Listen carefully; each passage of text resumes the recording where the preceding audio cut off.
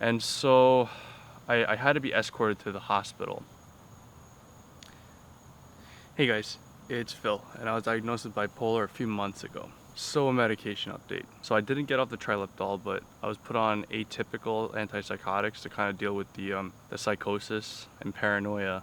And my doc put me on Ziprasidone, which is a generic form of Geodon. Now he started me off on the minimum dose for treating bipolar, because it's also used to treat schizophrenia, but the bipolar starting dose is a little bit higher. And when I first started on it, I was sleeping like anywhere between 12 to 16 hours a day.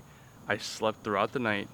After my first dose, which is in the morning, I would have to take another nap within an hour or 2 hours of taking my dose. I would sleep for like maybe 3 hours. Later on that day, when I had to take my dose again, I would sleep for another 3 or 4 hours. And that's up to like 16 hours a day. Sometimes it's as little as 12 and as high as 16. And it really didn't feel like I was living a life, because like, think about that, 16 hours of a 24-hour day. I'm not living a life like that. But a few days went by and it started subsiding. Like now I would just take an hour and a half nap, or I would just take a nap once a day. And even the trouble sleeping throughout the night started coming back. But I did successfully drop it down to like maybe 10 to 12 hours a day. And it really seemed to keep my depression away. So I use this app to keep track of my moods. And for all of July, almost all of August, I was just up and down, up and down. And I started taking it about a month ago, so that's towards the end or middle of August. And I seem to be getting a lot more stable. Still hitting hypomania, and there might be one day or a few hours where I'm just like, bleh.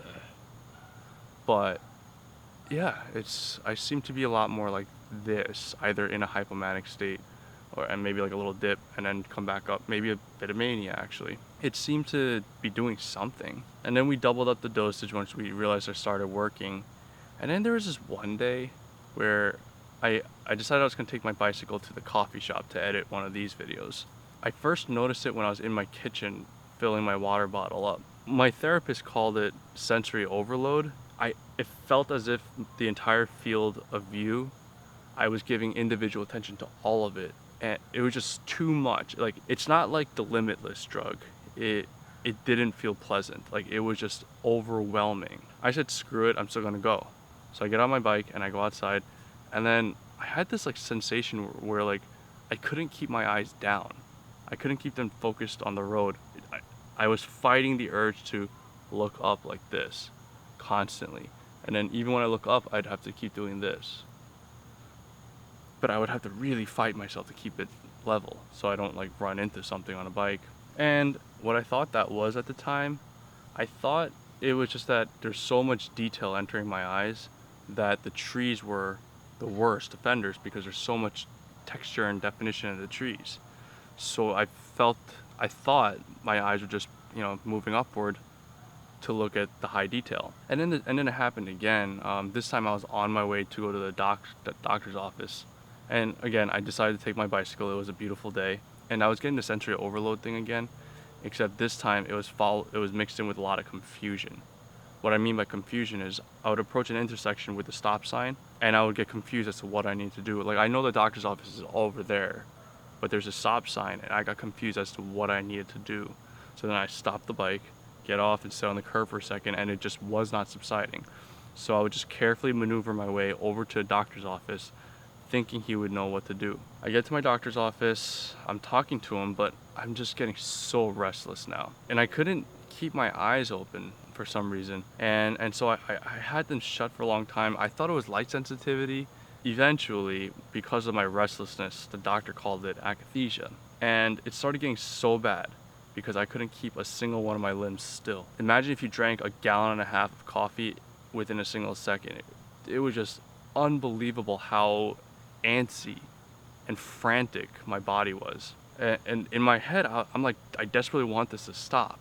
It wasn't like I was so energetic so I had to keep moving. No. My body was just so energetic without my mind's help. And so I had to be escorted to the hospital. So I ended up in the ER, and when I was in the emergency waiting room, I couldn't even sign myself in because I couldn't like do the form for long enough, and my handwriting was a big scribble all over. Eventually they said, well, you know what, we'll take care of the rest of the form, because they had my information on file from when I ended up in the hospital for my suicidal ideations. And I was just walking back and forth, pacing like a madman, occasionally moving my arms around. And eventually they started doing the intake stuff, like getting my vitals and stuff.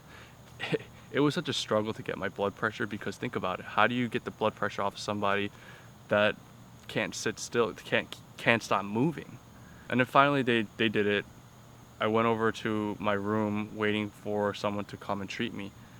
And by this time it was like 2 hours in. The emergency room is not for emergencies. Unless you have a real emergency, then they'll take you in right away. But in this case, I wanted this to stop as fast as possible, and it took over 2 hours before someone came to see me. I'm walking back and forth from my room to the other end of the hall, back and forth, throwing my head down into the bed, looking up at everything, turning all the time. It was the worst experience of my life, like worse than that hallucination. Hi.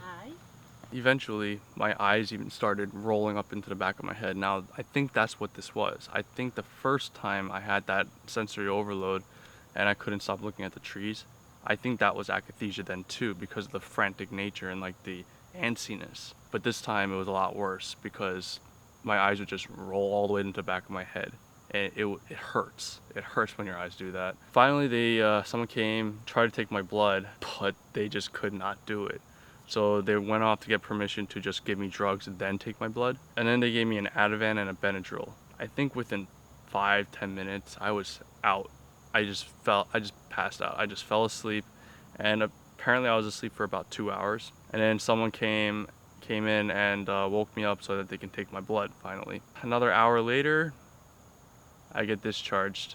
Akathisia is just terrible. It's just absolutely terrible. So the next day my doc sends a prescription to my pharmacy for benstropine, which is generic for cogentin.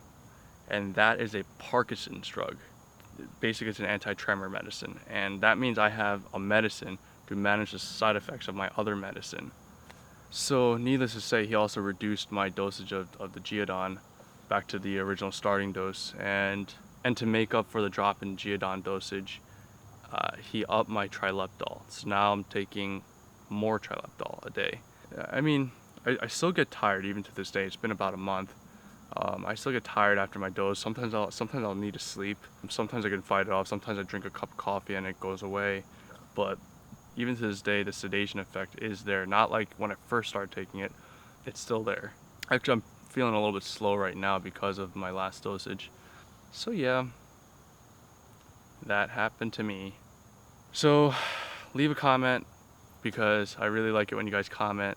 It lets me know that there's real people watching my videos and not just a view counter. I also have an email address if you don't like commenting in public, philsbipolar@gmail.com.